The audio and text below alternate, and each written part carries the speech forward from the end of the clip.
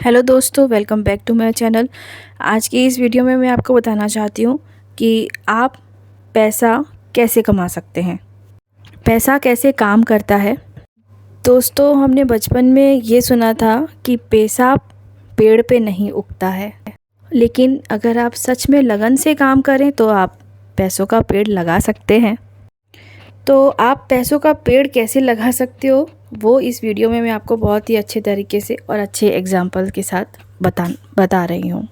तो आप पूरा वीडियो देखने के बाद आपको ये पता चल जाएगा कि एक्चुअली जो पैसे वाले लोग होते हैं वो पैसे कैसे कमाते हैं और हम लोग पैसा नहीं बना पाते उसके पीछे क्या कारण है वो इस वीडियो में आपको पता चल जाएगा।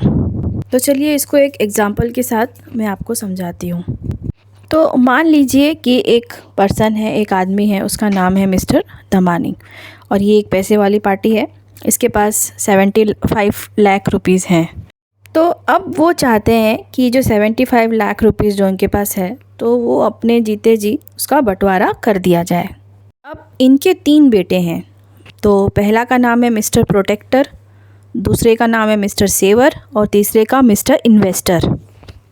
तो दोस्तों, हम में से कुछ लोग हैं जो मिस्टर प्रोटेक्टर की तरह काम करते हैं, कुछ लोग होंगे जो मिस्टर सेवर की तरह काम करते हैं और कुछ लोग होंगे जो मिस्टर इन्वेस्टर की तरह काम करते हैं।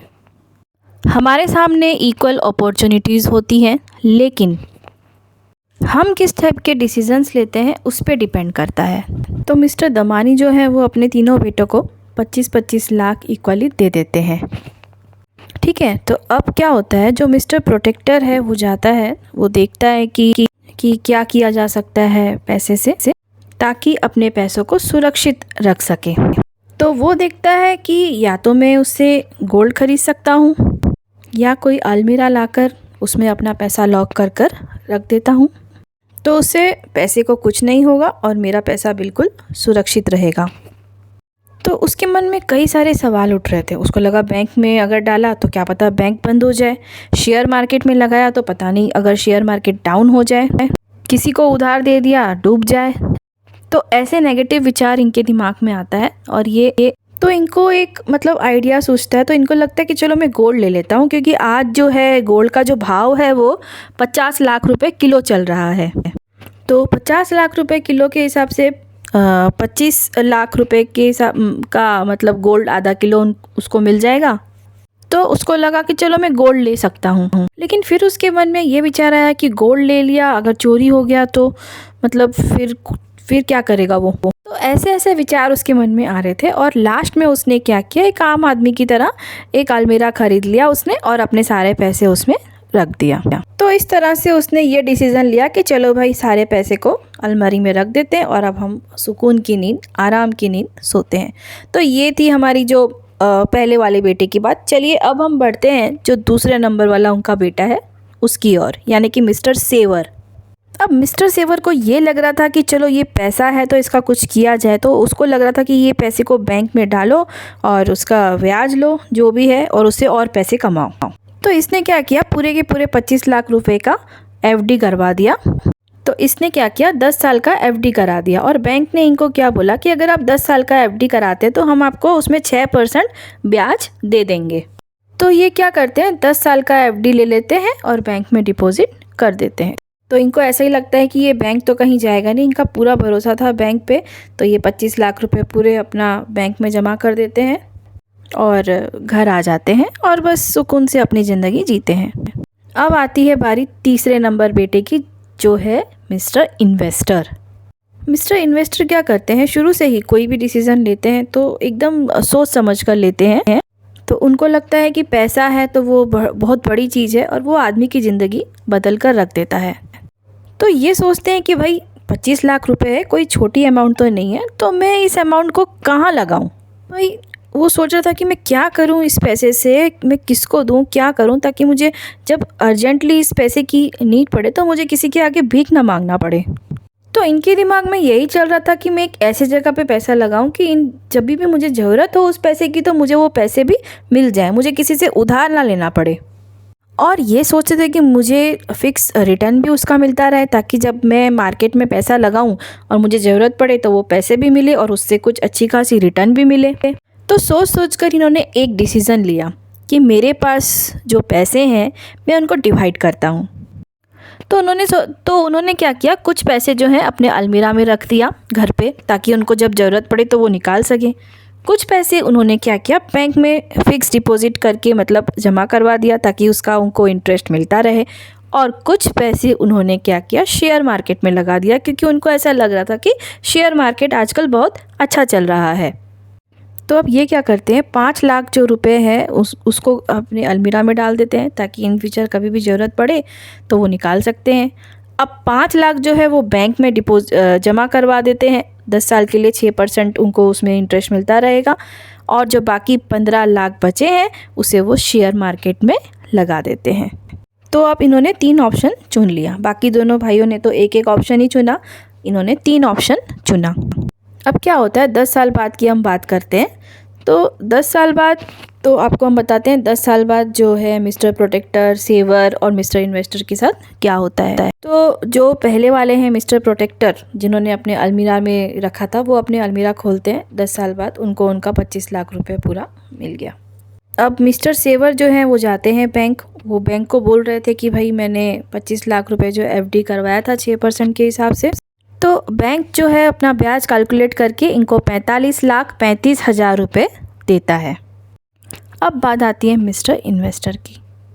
मिस्टर इन्वेस्टर क्या करते हैं, अपनी सबसे पहले अलमीरा खोलते हैं, अलमीरा से 5 लाख रुपए निकालते हैं, फिर बैंक जाते हैं, बैंक वाले को बोलते हैं कि भाई मैंने अपनी जो एफडी रखवाई थी 5 लाख 6% के हिसाब से, वो मेरा मैच्योर हो गया है, मुझे अब वो सारे अमाउंट चाहिए। तो बैंक क्या करती है, पूरा कैलकुलेट करने के बाद उसे 9,07,000 रुपये मिस्टर इन्वेस्टर को दे देती है। अब मिस्टर इन्वेस्टर शेयर मार्केट की तरफ जाते हैं, तो उन्होंने जो 15 लाख रुपया जमा किए थे, वो 15% बढ़ते बढ़ते 15% पर एनम बढ़ते बढ़ते तो आज उनके हो गए 61,048 रुपये। तो ये क्या करते हैं, जो भी इनको मिलता है 65 लाख और जो भी पैसे शेयर मार्केट से मिलता है वो ले आते हैं। तो मिस्टर इन्वेस्टर के पास सब मिला के कुल मिला के हो जाते हैं 79.48 लाख, यानी लगभग 80 लाख का अमाउंट इनके पास हो जाता है। तो दोस्तों आप देख सकते हैं 10 साल बाद इन तीनों के बीच में कितना डिफरेंस आ गया है। तो अब क्या करते हैं, हम थोड़ा बैक चलते हैं, क्योंकि मैं आपको ये बताना चाहती हूँ कि जो गोल्ड था जो मिस्टर प्रोटेक्टर लेने का सोच रहे थे, वो उस समय था 50 लाख रुपया 1 किलो, और 10 साल बाद जो गोल्ड का प्राइस होगा वो होगा अराउंड 82 लाख, यानी 50 लाख किलो जो गोल्ड था पहले 10 साल पहले, और 10 साल बाद यानी आज लेने जाते थे तो वो 82 लाख किलो हो जाता था, क्योंकि इन्फ्लेशन या महंगाई जिसे कहते हैं वो 5% के हिसाब से बढ़ी। तो चलो अब तीनों भाई की बात फिर से करते हैं। तो मिस्टर प्रोटेक्टर यानी कि जो पहला बेटा है उनका, वो 25 लाख रुपए लेकर जाते हैं, और मिस्टर सेवर जो है वो उनका कुल मिला के 45 लाख हो जाता है, तो वो 45 लेकर जाते हैं।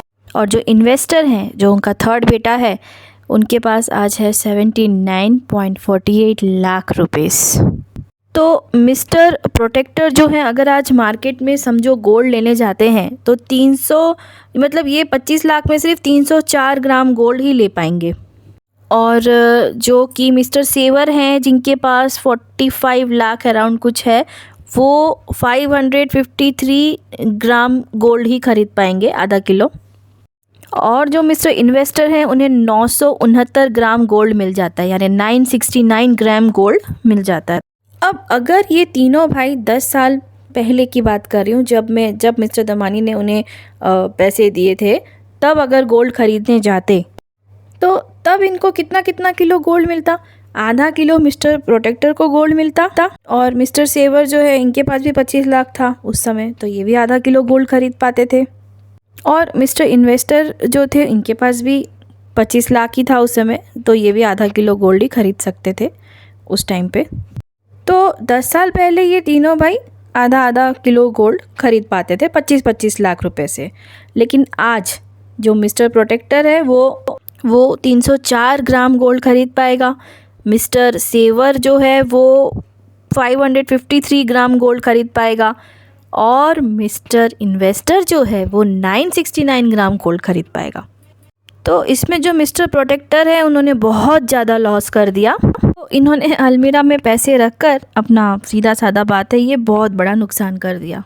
अब अगर मिस्टर सेवर की बात करते हैं तो उनका जो है मात्र 53 ग्राम गोल्ड जो है वो बढ़ा है मतलब।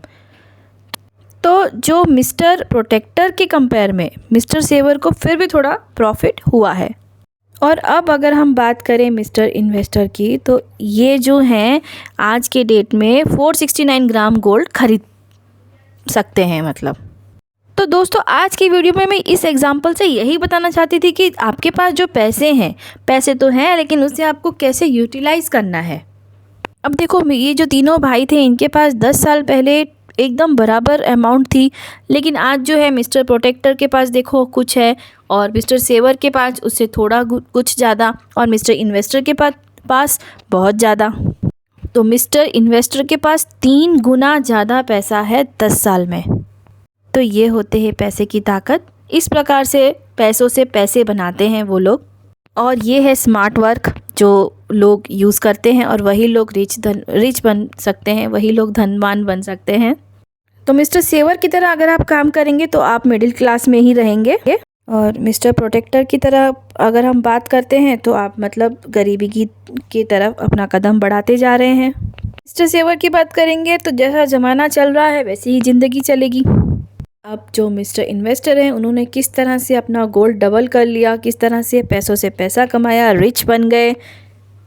तो इन्होंने कुछ नहीं किया, बैठे बैठे इन्होंने स्मार्ट वर्क किया, दिमाग चलाया, पैसों से पैसा बनाया और 10 साल में इन्होंने बैठे बैठे 50 लाख रुपए एक्स्ट्रा कमा लिए। तो दोस्तों इसी तरह से स्मार्ट वर्क करके, अपना दिमाग लगा के आप भी ऐसा कर सकते हैं। आप भी मिस्टर इन्वेस्टर की तरह रिच आदमी बन सकते हैं।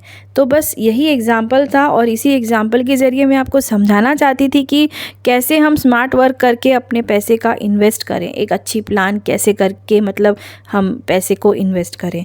तो आगे हम बस, अब मैं आपको यही बताना चाहूँगी, अगर हमारे चैनल पे आप नए हो तो आप चैनल को सब्सक्राइब ज़रूर करिएगा।